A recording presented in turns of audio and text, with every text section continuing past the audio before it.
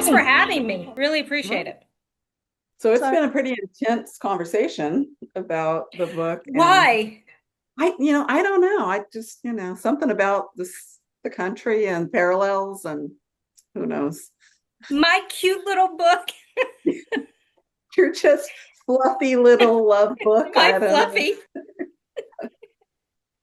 Yes, Yeah, yes. I'm sorry, guys. Remember, I've grown up in the South, born, raised, so I have to laugh at this stuff, or I'd be gnashing my teeth, ripping my hair out, and yowling the entire time. So, pardon my dark humor. I have to do it. It's a survival mechanism.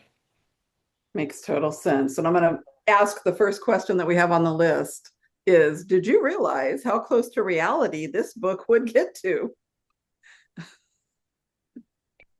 Okay, so I started the book in, some of you know this, I started the book in 2019 when there was a possibility, when the elections were looming. And I just thought, I asked myself, what would happen if a certain person got elected again? And so I looked down the road and I I've studied just a lot of human behavior across histories and cultures. So I knew that it was a possibility. Uh, when he did not get reelected, I thought, okay, then people are going to think it's totally far-fetched. But then sadly, it's not. Probably not probably not accurate enough. So, um, I've studied a lot of cultures that uh, and organizations that, as I say, go bad fast. And when it goes bad, and you guys know this, you've worked in jobs that one day are fine, and when it goes bad fast a lot of times. So, yeah, good question. Wish I had a better, more uplifting answer for you. Well, you definitely saw it pretty clearly. Yeah. Part of it is I lived in India during a time that was called the Car Savak movement, and I lived with a Muslim family.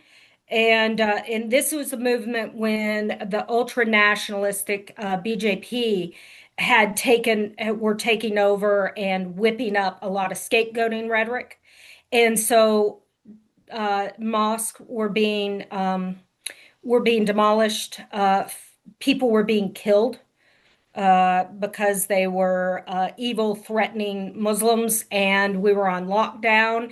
And it happened it happened so quickly. But you just take it.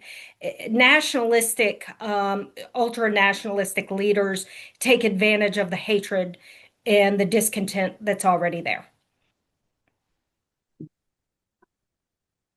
All righty. We just to let you know, we have so many questions. So many Okay, questions came in on the I'll be forums here. faster. No, no, Okay, you're fine, but we're gonna get and letting everybody know we'll get through as many as we can okay. as we go down the line, but there are a lot of questions. So about the book, what your thought process, your love for nature, not a question, but maybe could you turn it into one, Irina? So about talking about your love for nature, and we've heard you talk a lot about Appalachia and Mhm. how much you love it there and how that played into the book. Um, yeah, because when again you study history, look at so much about um, one of the first things that conquering cultures tend to do is destroy nature, is seek to tame nature, and I think that with me, I argue that our greatest likelihood of survival and evolution as a species is to rewild ourselves a bit. And I'm not saying, hey guys, let's shut off the computers and I'm not a Luddite and let's run out and live off the grid. But I am concerned that we have separated ourselves from nature when we are nature. We're natural beings. And it was always safe to me. Ironically, probably this is where I can tap into Cinda there of that. To me, the neighborhood I grew up in Western North Carolina, in a neighborhood of boys, and I love them on a certain level, but it was a really challenging childhood in some regards, and so I always took off for the woods, and the woods were where I found my salvation. So I don't know. There's something about nature that while so many of us are taught to fear it, I just have grown up in it. And like I said, I think it's our salvation. Agreed. Agreed. Jess? Definitely. Yeah, I've got some questions here. I've got one from Alicia. Alicia Gale. How long did it take to build the dystopian world?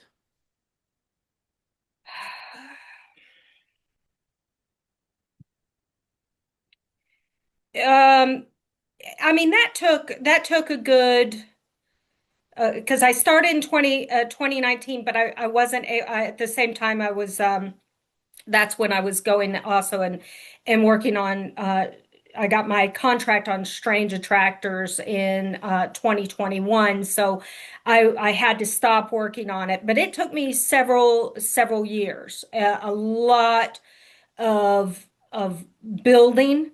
I expanded the book to 100, it was 160,000 words. So and any of those of you who write, it's like the accordion method.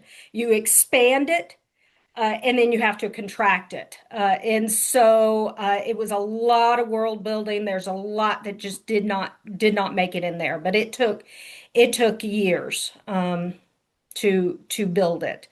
But a lot of that again is informed by I studied, the Jim Crow and taught about the Jim Crow South. And I studied about I taught about nationalistic movements and scapegoating rhetoric. And so the world building came naturally in some regards. But yeah, several years. And well, we were saying about how amazing your world was. Like your writing was just Wow. sublime Thank you. for the world. I've got another question here. Well, I want to say something to you, um, to everybody. I really take building seriously, and this is why. And this, I swear I'm not kissing your asses, folks. I swear I'm not. It's There is a sacred relationship that authors have with readers. You are asking readers to give you time, their energy. So to me, world building is you are designing something that you're asking people to come in and stay for days. And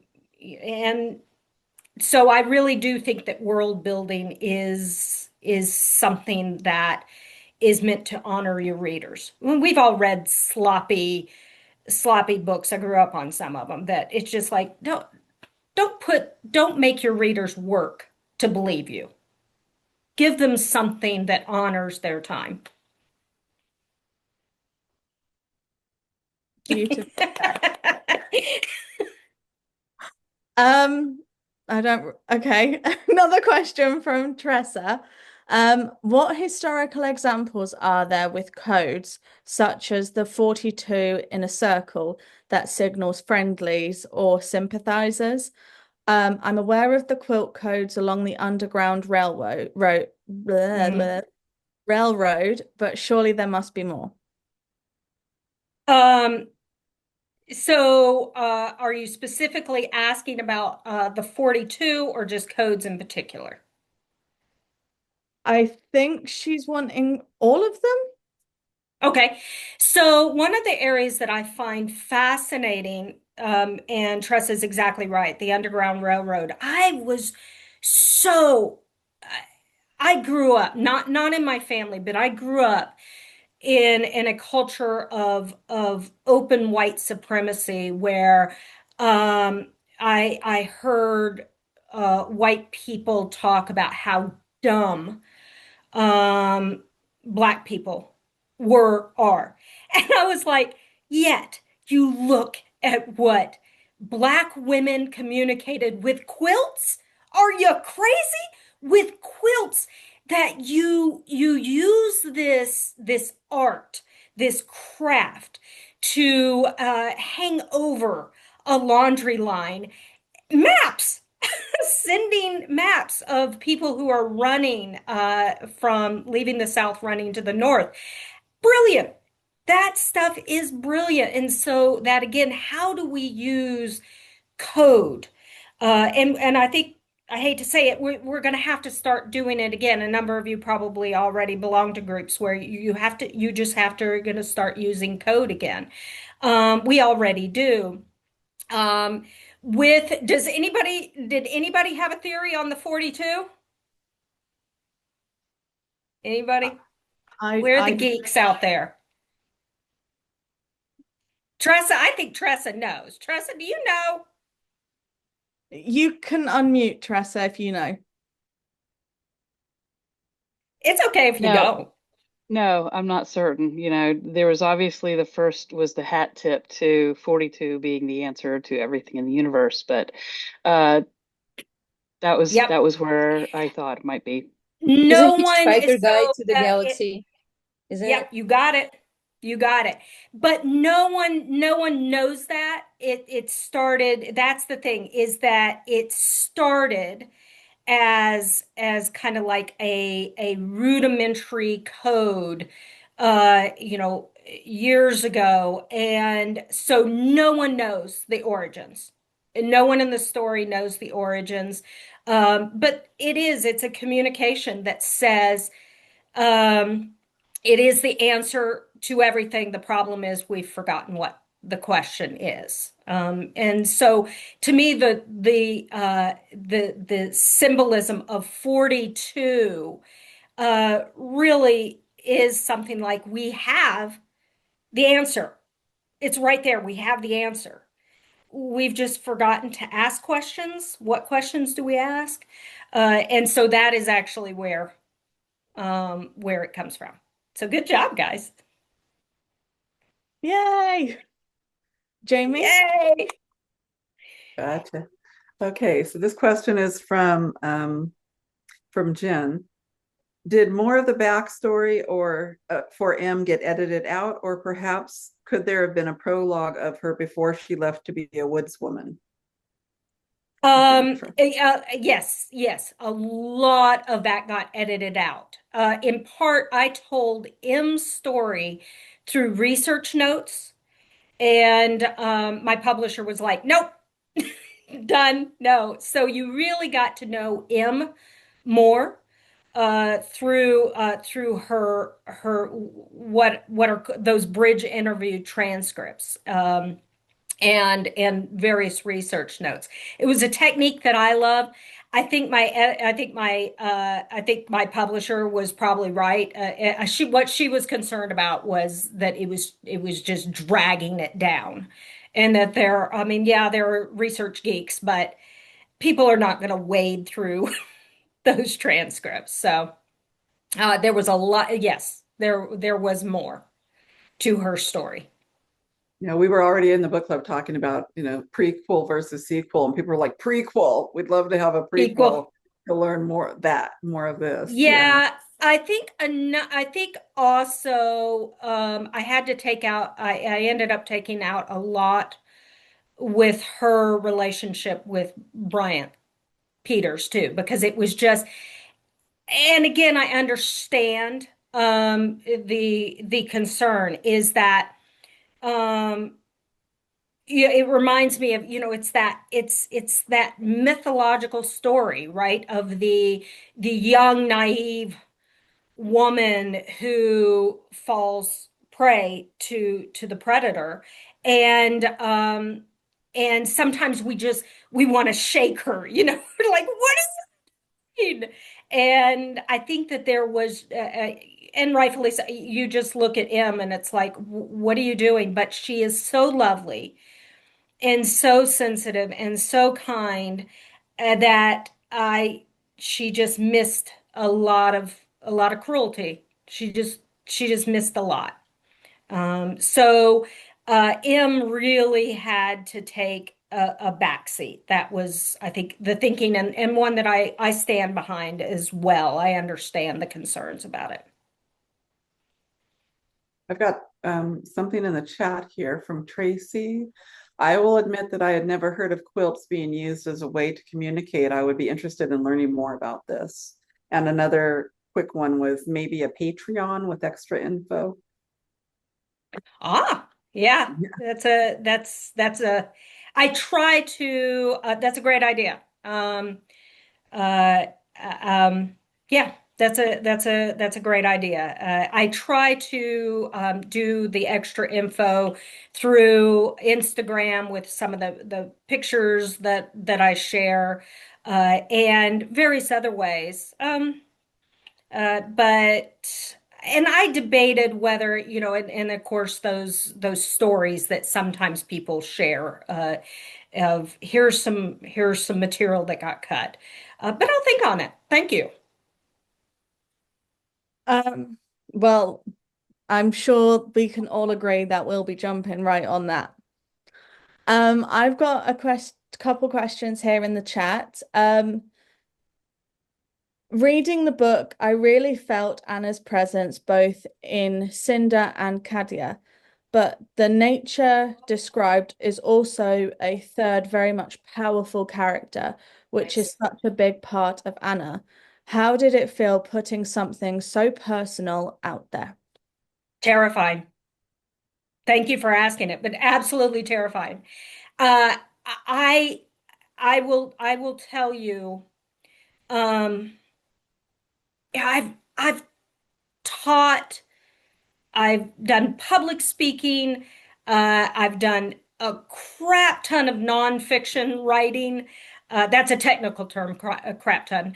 But I've just done so much.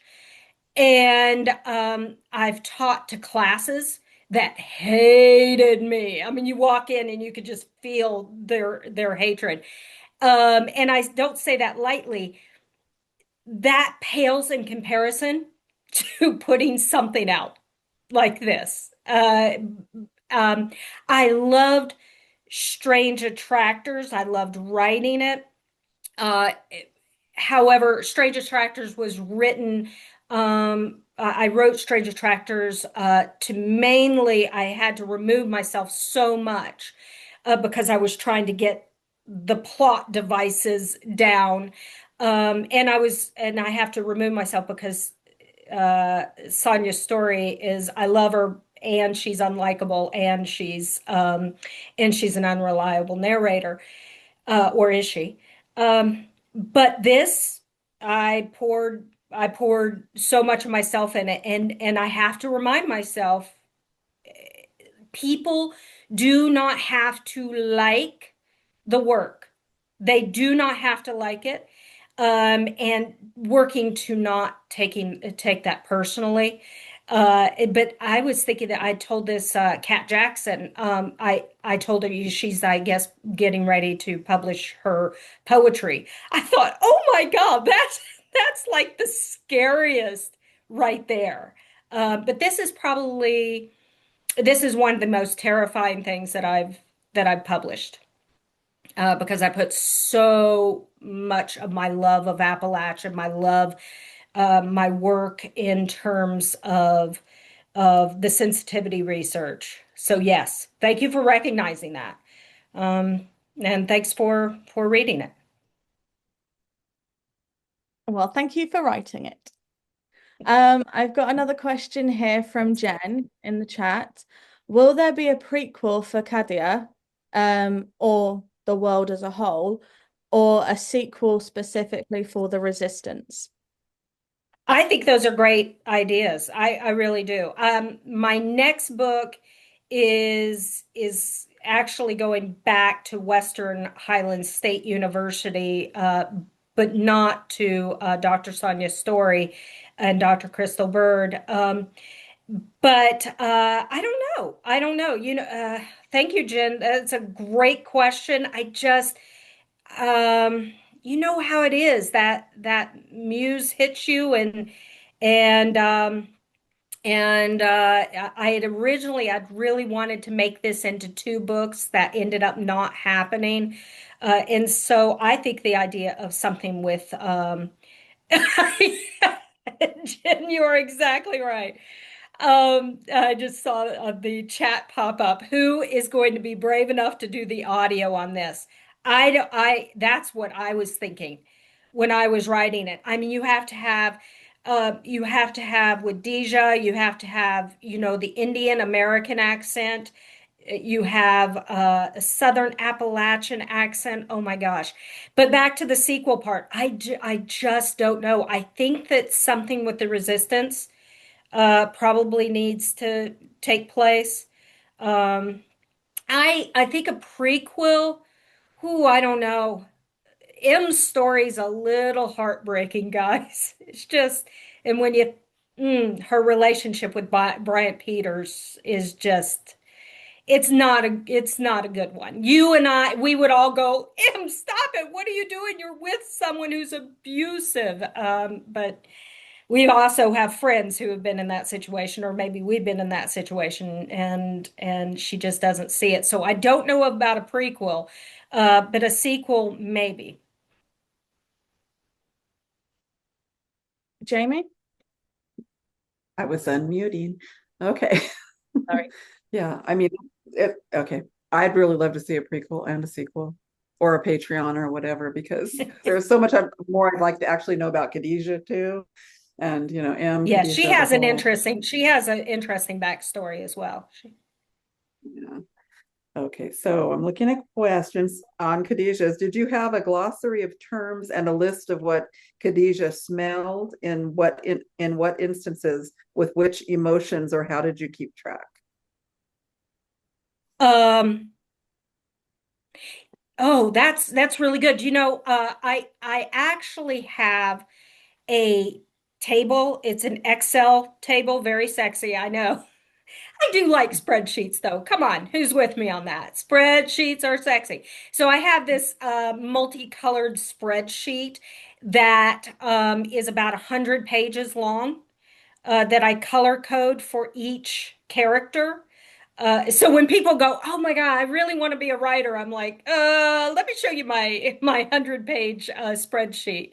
Um, the sexy spreadsheet, yes, that's my sister. Um, but so I just had to just keep going through, and it's chronologically ordered, and then I color code each character and to try to get what would Deja smell when she smells anger. I don't have a very good sense of smell, so I really had to study about the sense of smell there, and that's how I developed it. But lots of notes, lots of notes. Just a brief, we forgot to mention at the beginning of this that Anna is doing a giveaway for an ebook. It can be a US, European, whatever, any code, right, for ebook. Mhm. Okay, and so the I'll way that just we like send to it to you. I'll send it to you. she'll just send it. So what we like to do is pick a number between 1 and 30. Kaz already has it set. So if you can send your guesses to Kaz, and then when we wrap up, we will announce that at the end. And I know I'm also aware of the time. Anna, do you have time for a couple more questions? We're getting closer. Okay. So on the heels of scent and taste and all the things we were talking, I'm going to back up. There was a question from Nat Sparks. Tell us more about the blueberry scene with the burst theme. Okay, so Jen should know where this came from because this was a conversation, and then I think Irene was part of the conversation on Twitter, is that I had been picking blueberries. And was this last summer or the summer before last? And I was describing, and I was reading about blueberries and how blueberries start as a bud swell. And isn't that just the most delicious thing? And so, but it just when you pick blueberries to see this beautiful white flower, so delicate, come on, and then that yields to a bud swell, which in turn yields to a hard green berry, which then in turn yields to a dark juicy berry that's ready to pop. I mean, to me, just so that's what I think of when I'm picking the blueberries. I'm like, oh, come on. And so I was sharing on Twitter, now Dungeon X, I guess, but I was sharing it, and I think it was, I want to say it was Jen who said something like, "Oh my God, that's pretty sexy." And I was like, and I said, I'm gonna actually work that into a book then. So that was a nod. See, you guys, you matter. You're on, I mean, you're on with us, and it's a generative process. That we're talking with you, and then suddenly it's like, wait a second. Yeah, that is a good. So that was and I even said, I said, wait and see, that's going to be in a book. So that was blueberry. But come on, if you pick certain kinds of fruit, there's nothing sexier. I mean, just nothing sexier. I mean, other than sex, but there's nothing sexier than fruit sometimes. You can see your total at oneness with the blueberry. I'm catching the vibe. Yeah. Well, and here's the other thing about blueberries.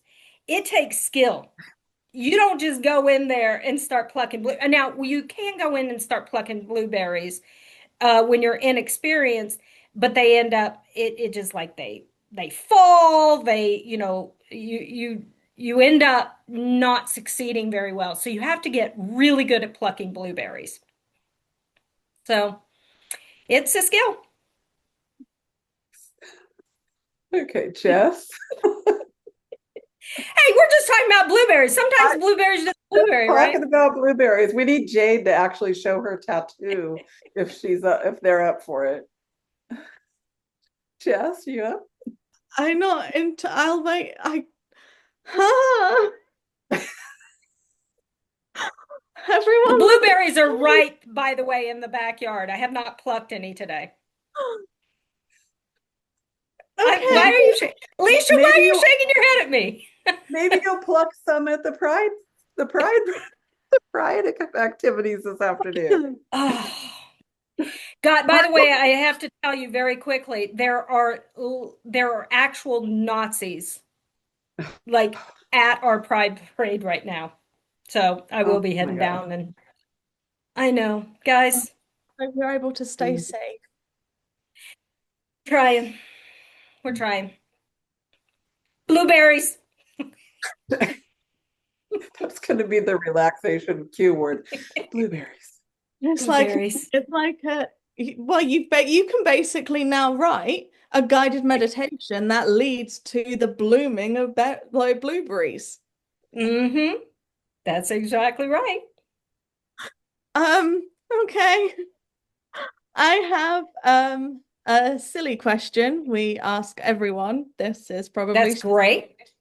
but it's a tradition. If you were I stuck love silly questions. if you were stuck on a desert island, which one of your characters would you want with you and why? And Oh, it doesn't just have to be this book. oh, well, that's a little tough then. I mean, the obvious answer, right, is Cinda, because come on. I mean, who wouldn't take Cinda? I mean, you just get to like lay around, go cut some wood. And if you get hurt, she just gets you scoops you up in those powerful arms. Hey, come on. I think she is the obvious choice. Although I don't know, I think she'd probably wilt in if you're talking like tropic temperatures. I'll tell you another one, and I don't know if everybody's read it, is Dr. Crystal Bird in Strange Attractors would be another good one, just because she's she's so even temper. I mean, because I think I would start, just losing it out there sometimes. And I'd need her to kind of rein me in. But that is a good question. I like that question. I'm going to be thinking about that. Um, yeah. But I think the temptation would have to go with Cinda. I mean, come on. She grows food. She, and I'd need someone to feed me. I would Blueberry. like to pick blueberries with Dr. Crystal Bird, though. Seriously. Oh, Yeah. yeah. Dr. Crystal Bird is, yeah. She'll probably always be up there with probably my one of my, if not my all-time favorite character. Okay. Yummy. I've got one more question Okay. from me, and These have then been good questions, guys. Good job. um what genre would you like to write that you haven't tried yet? And if you haven't, why not?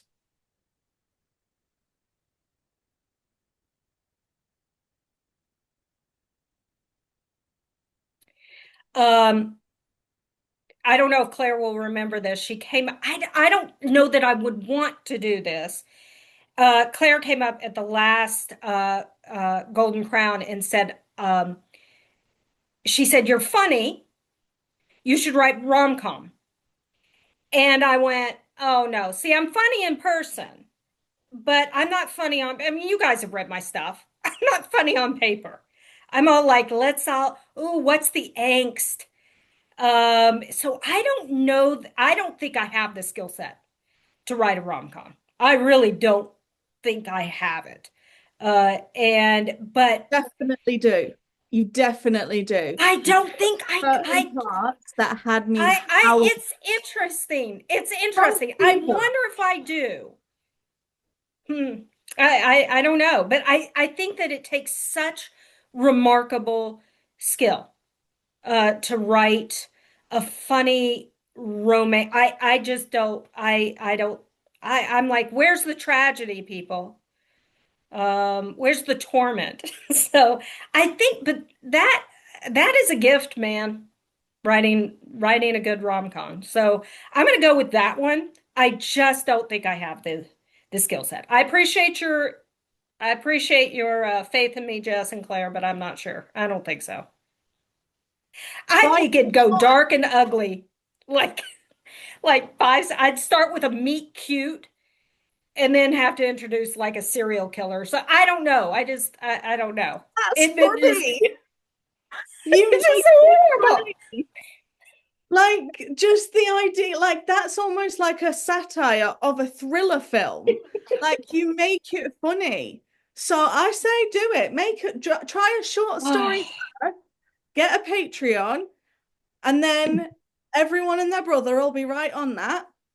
You'll Will see. have to pay you guys to be on my page. No, it's like I told Laura, I did tell my fake girlfriend Laura Green on the Sapphic book review podcast. I said my next book I'm trying to do what I call a stromp, a sexy trampy romp. But I don't think I don't know, guys. Where's the trauma? Where's the wound? Where's the gaping wound? So where are the, I don't know. We'll see. You guys will pick up the third one and go, "Oh, I think she thought this was supposed to be funny." I don't think so. So we'll see. I'm totally into thrillers and serial killers, so that would be my total jam. You writing some dark academia, then a little bit of rom-com, dive into serial killer on campus.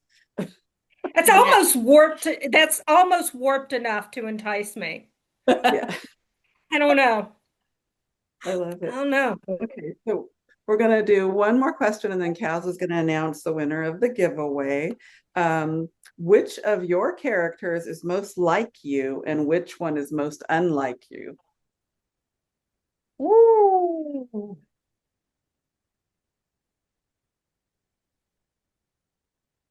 Okay, I'm going to start with the most unlike me because I get told by people who who know me for some reason, like some of the people who know me, they're like they thought that Dr. Sonia's story was me, and I was like, no, what? Talking about that's me. I mean, she has elements. And could I be an ice queen in the classroom? Hell yeah. But you have to be sometimes, especially if you're short. Jamie, you know how short I am. You kissed me right here on the noggin. You had to like bend. I Yes, sure Jess, the did, and still shortest. love you. So, but ooh, Sonia's story is where I like her. I like that she says the things that most of us turn the volume down on us. We go, okay, let's just mute that part. Let's mute that part. And she says it and she eviscerates people. I kind of love that about her, but I wouldn't want to work with her or be her lover. Ugh, no, no, no, no.